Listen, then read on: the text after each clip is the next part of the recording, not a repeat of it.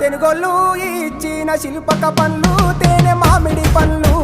తీయంగా తిందామె తీరొక్క పండ్లు చిలక నేరేడి పండ్లు కాబోళ్ళు ఇచ్చిన మక్క కంకులు అవి పాల కంకులు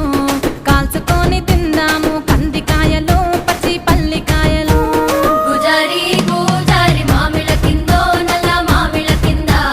కుసుమరోళ్ళేసిన కుందన బొమ్మ అది కుందన బొమ్మ